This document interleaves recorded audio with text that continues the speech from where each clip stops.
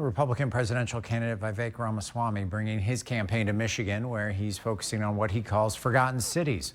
Rachel Louise just spoke with him about his political outlook.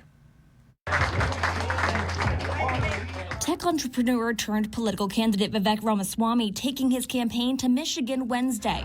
Thank you, guys. Good to see you. Turning diners with everyday Michiganders into his stage. And I think that addresses many of the concerns that we have in this country with Ramaswamy brushing off the historic ouster of a Republican speaker in Congress, saying it's a boring D.C. issue. Silly, but I want to just follow up on that. Sure. Do you believe it speaks to the dysfunction that's happening in D.C. and specifically within the Republican Party right now?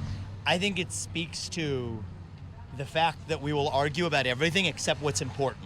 And I am an optimist at the same time. I believe that this could be an opportunity for creative destruction in Washington, D.C.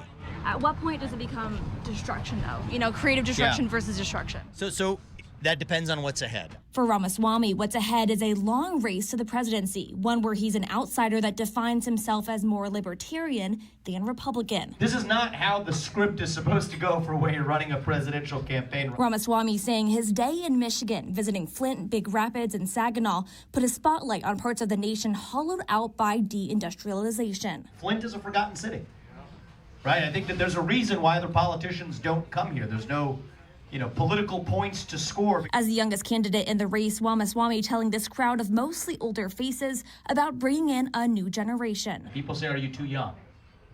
Well, Thomas Jefferson, he was 33 years old. His message resonating with some in the crowd who said they were considering switching to vote for him. We need breath of fresh air in our country. On if he'll be running against Michigan's Governor Gretchen Whitmer in the future. And I think this is a governor who is a good example of a national disaster. I wouldn't put it past the Democratic Party to nominate somebody who is, the least competent person. In Flint, Rachel Louise Just.